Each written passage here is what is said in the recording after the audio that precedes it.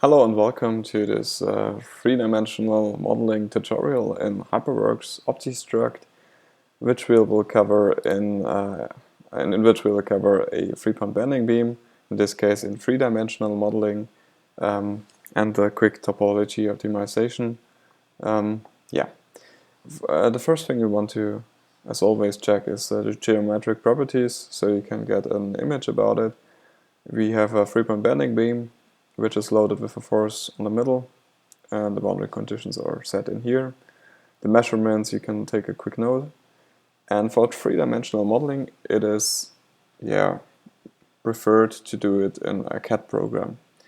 We could do it in Hyperworks for the reason, but in this case I prepared a IGS file, which we will import. So normally you open your CAD program, you design your part, and you export it as a step file or IGS file. In this case I went with the IGS, and we can import the geometry by clicking once here in Hyperworks import geometry. This brings up the panel on the left side here. I can click on the folder symbol and go to the IGS file we created. Press open and press import. We could scale it, we could automatically clean it up, but for the simple part of a three-point bending beam it's not necessary. So a click of import will get you the geometry. You can get a quick look about it, maybe shade the geometry so you can see it more clearly. Now, as your geometry is defined, you can just start with the material property definition process. So we click on create material, steel, also mat1 card here as we go with the simple material model. Click on create, the values as well. Here, as we want to do a topology optimization later on, we need to define the density as well. Click on return.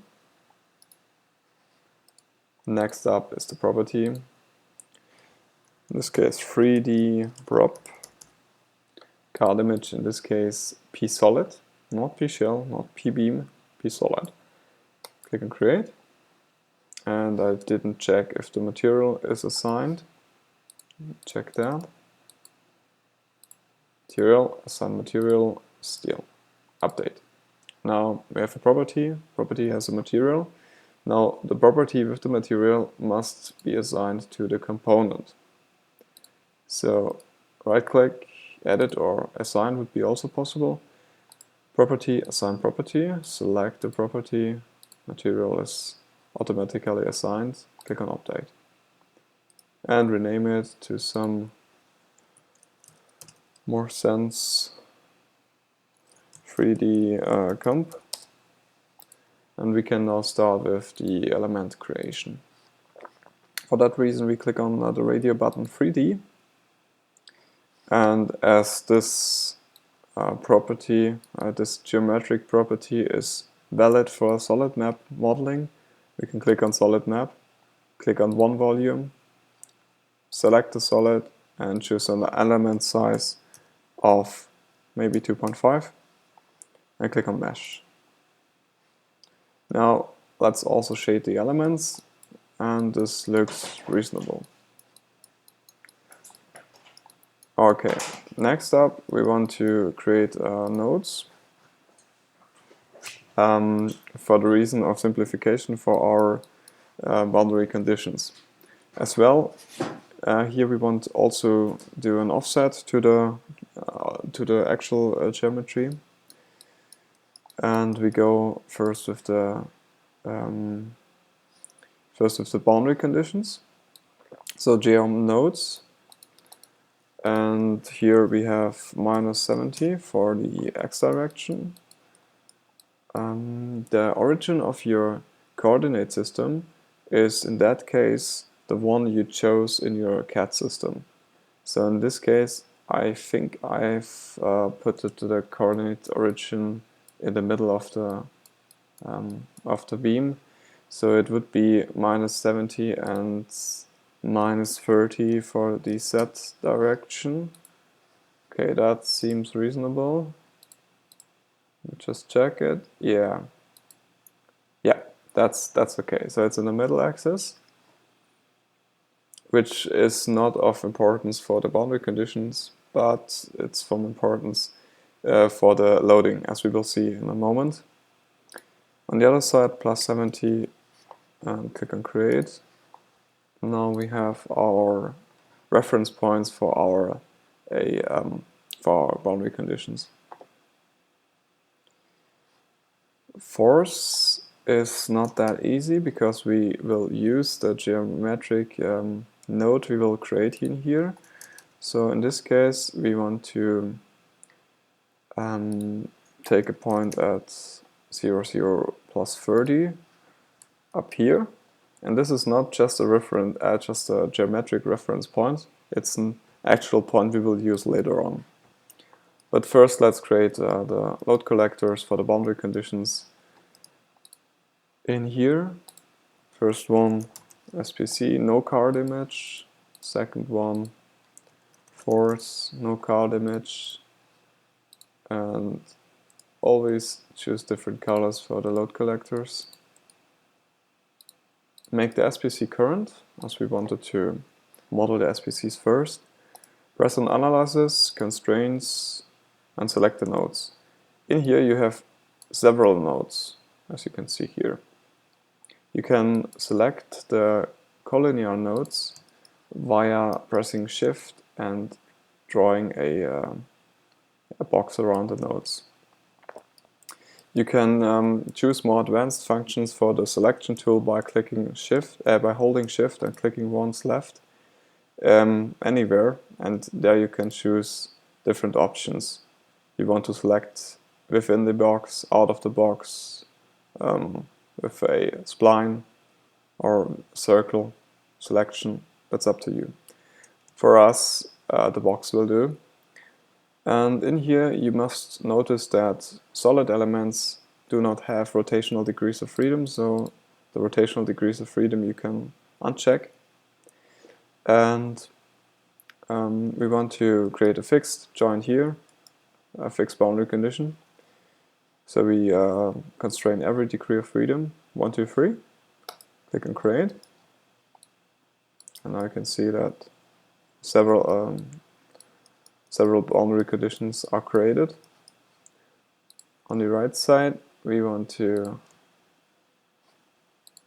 that was the wrong side. So the left side gets the 1, 2, 3, and the right side I want to update quickly. Select the boundary conditions and uncheck the degree of freedom 1. Click on update, check update degree of freedom, click on update.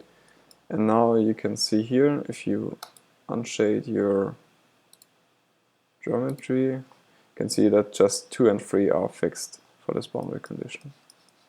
On the other side, it's 1, 2, 3. Alright, next up, we want to create the force. And now the force is somehow tricky, because the point is that if you take a force on every node on the model, it will get 1, 2, 3, 4, 5 times the force you actually want to apply.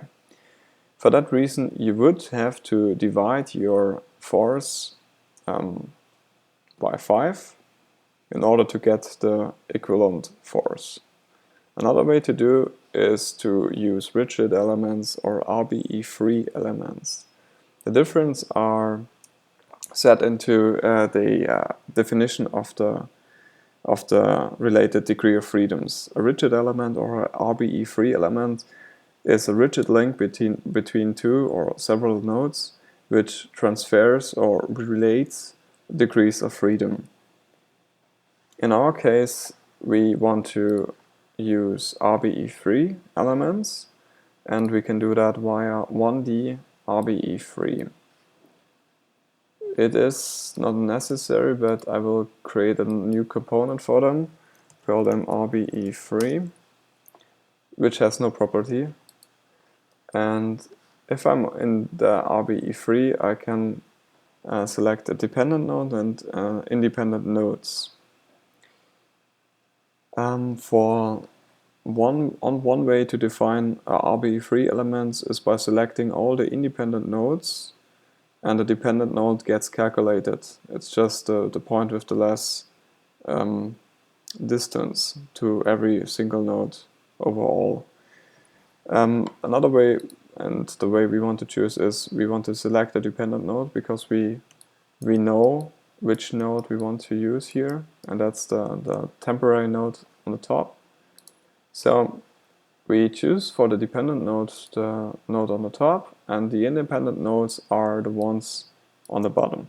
So here you would select those nodes, but the thing is, those nodes are collinear, and if this node gets slightly to the side, you have a moment around an axis, and solid elements do not have rotational degrees of freedom, and that causes problems. So in order to prevent that, you choose for the independent nodes 2 nodes to the side, which would be sufficient, but let's just make it 3 rows, and you click on create.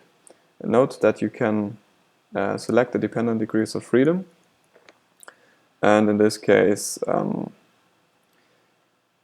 normally degrees of freedom 1, 2, 3 would be sufficient for solids. So we can deselect rotational degrees of freedom. The weight is 1 for everyone here, for every node, which means that you could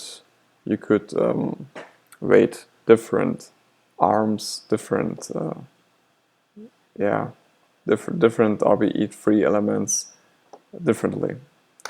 Click on create, and now you see a RBE element get created, and this RBE3 element will take the force on the upper node and pass it on to the independent nodes we selected earlier. So we go on analysis forces and check the upper bottom, the upper node, and as well here 54,000 newtons. Direction is z-axis, and in this case we need minus 54,000 newtons. And click on create. And now you see I made that mistake. I didn't change the load collector, but I see that in a moment of time because I have the same colors. If you didn't acquire here different colors, you would guess it to be normal, and then you would run into trouble later on. To update that, or to correct this failure, you could delete the force, but another way would be to press Shift and F11, and then you can choose to organize your components. Another way to access this terminal would be about tools and then organize. And there you can organize your elements, your loads, and a whole lot of stuff else. In this case, we want to transfer a load, press the load, select that, and the destination component is force. Click on move, and now everything is fine. Last but not least, we need the load step. Also here a name for it, and select the SPC card as well as the load card. Type linear static is okay for us. Click on create, and that's it for the analysis. So we click on Optistruct, choose a destination folder,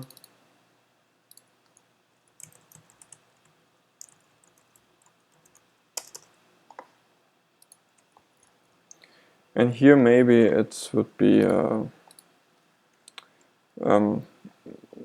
you could say that define the memory options, maybe 4 gig, and also the number of cores, in this case 4. Note that you have to do a space in here, else it would not run. Alright, click on Optistruct and check the results. As always, click first on contour plot.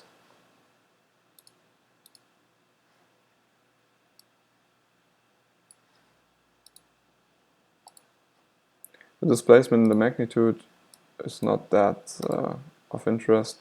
It's more about the Z displacement, and it looks reasonable. Also check vector plots if you want to.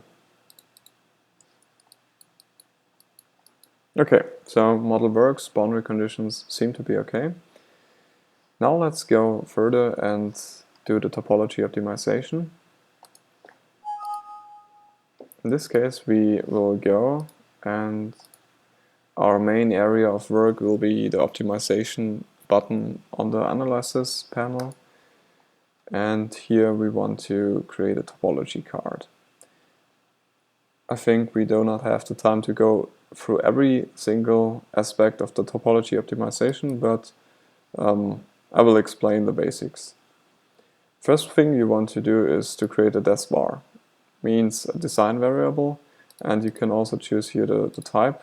In this case, psolid is for 3-dimensional solid elements the right choice. And the des var is called des var, and the property which can be acquired is 3dprop. We could now, and it is recommended that you divide your model into areas of non-design and areas of design, but for the simplification reason we will not do that right here in the model. Click on create, and the design variable gets created. You can choose a whole set of parameters here: minimum member size, maximum member size, a stress constraint, a fatigue constraint, draw definitions. So maybe you could say that you can just take material out from that direction, or from this side, or from both sides, but just in this direction. That would be a possibility. Maybe you would define extrusion constraint, pattern grouping, pattern repetition.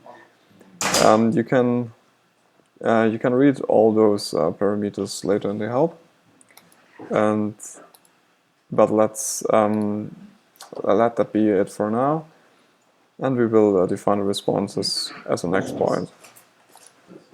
The responses are the general model responses for your topology optimization process, and what that could be is a mass, volume constraint, a volume fraction, stress constraint, movement of a particular node.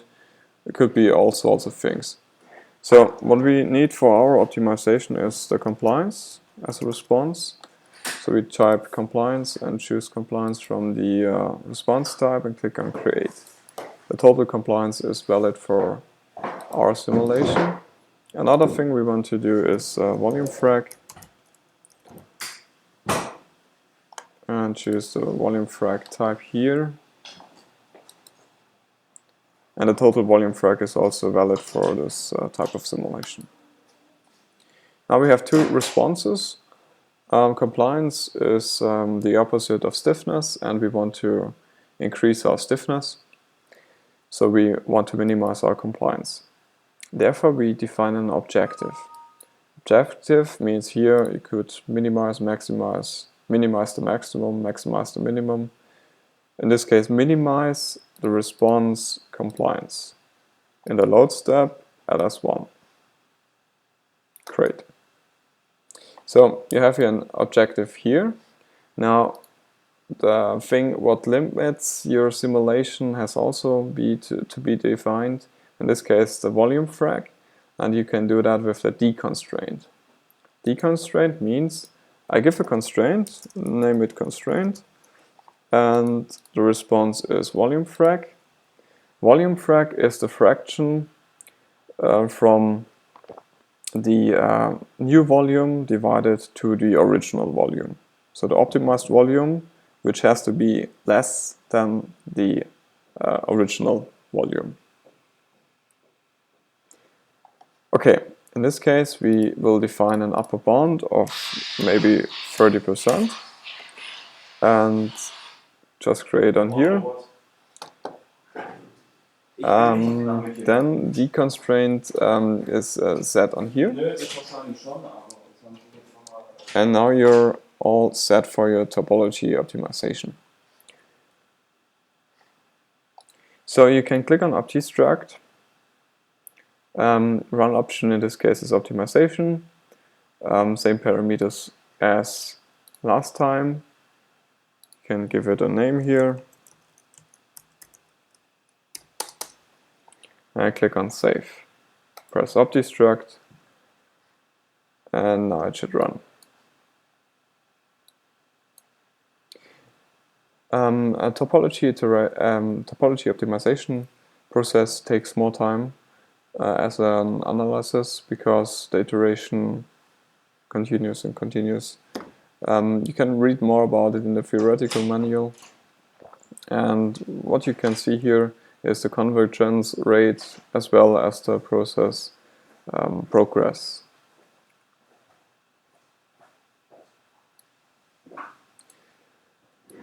A warning is here: topology optimization without minimum member size control is not recommended. Yeah, so in a deeper analysis, you would think about your minimum member size. As this is just a short introduction into the topology optimization, this will not be covered.